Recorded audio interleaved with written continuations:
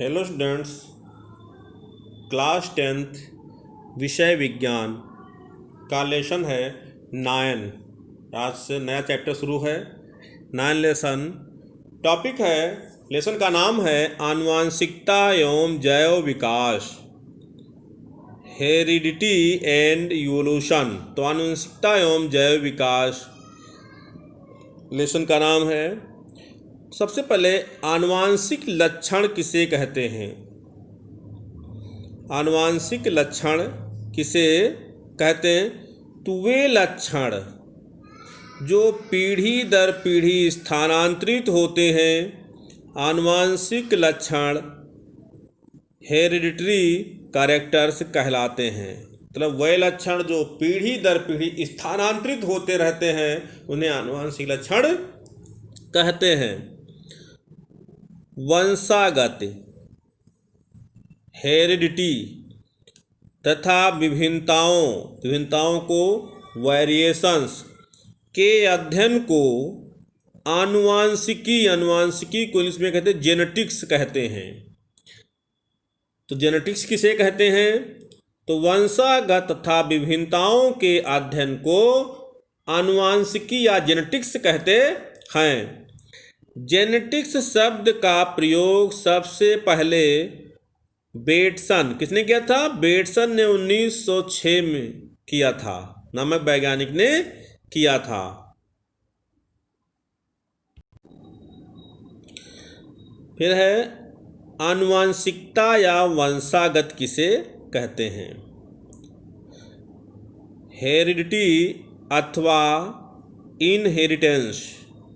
आनुवांशिक लक्षणों heredity characters कि एक पीढ़ी से दूसरी पीढ़ी में जाने की प्रक्रिया को वंशागत या आनुवांशिकता हेरिडिटी अथवा इनहेरिटेंस कहते हैं। कहने का मतलब आनुवांशिकता किसे कहते हैं? तो आनुवांशिक लक्षणों के एक पीढ़ी से दूसरी पीढ़ी में जाने की प्रक्रिया को आनुवांशिकता कहते हैं। ग्रेगर जॉन मेंडल को आनुवांशिकी का जनक, फादर ऑफ जेनेटिक्स कहा जाता है। यहाँ तक लिखेंगे तो कह सकते हैं आनुवांशिकता के पिता कौन थे? Gregor John Mendel. आनुवांशिकता के पिता ग्रेगर जॉन मेंडल। फिर है मेंडली वंशागत, Mendelian inheritance. Gregor John Mendel कौन थे? तो इनका है जीवन परिचय। तो ग्रेगर जॉन मेंडल के बारे में पढ़ेंगे। तो ग्रेगर जॉन मेंडल का जन्म 22 जुलाई सन 1822 में जर्मनी के कहाँ हुआ था? 1822 में जर्मनी के सिलीसिया ग्राम में हुआ था। उनकी प्रारंभिक शिक्षा घर पर ही हुई थी।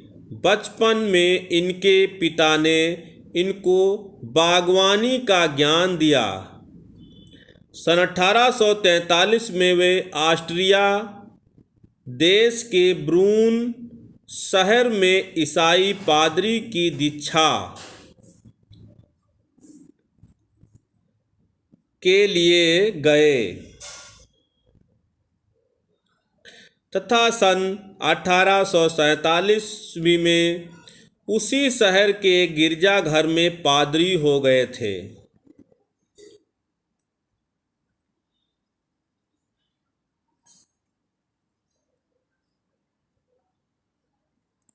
ये सन 1851 में वियना विश्वविद्यालय में प्राकृतिक विज्ञान, भौतिकी तथा गणित का अध्ययन करने लगे।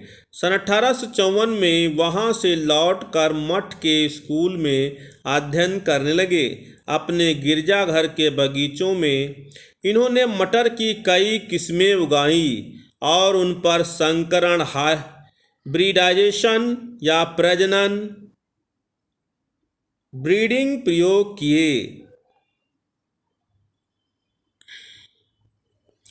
सन 1856 से 1864 तक निरंतर प्रयोग करने के बाद निकाले निष्कर्षों को उन्होंने सन 1866 में एक्सपेरिमेंट इन प्लांट हाइब्रिडाइजेशन पादप संकरणों के प्रयोग नामक शीर्षक से ब्राउन नेचुरल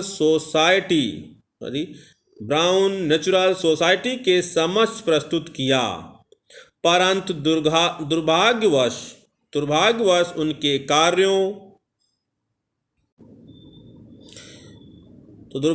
उनके कार्यों की महत्ता को उस समय कोई नहीं समझ पाया। सन 1884 में उनकी मृत्यु हो गई। उनकी मृत्यु के 16 वर्ष पश्चात सन 1900 में हॉलैंड के हुंगो डी वृज, ऑस्ट्रिया के इरिस वान सरमार्क तथा जर्मनी के कार्ल कोरेंस नामक 3 अन्य वैज्ञानिक भी अलग अलग स्वतंत्र प्रयोगों द्वारा उस निष्कर्ष पर पहुँचे जिस पर मेंडल ने 34 वर्ष पूर्व पहुंच चुके थे। मेंडल के प्रयोगों का महत्व समझ में आते ही उनका नाम विश्व प्रसिद्ध हो गया और उन्हें आनुवंशिकी का जनक, फादर ऑफ जेनेटिक्स कहा जाने लगा।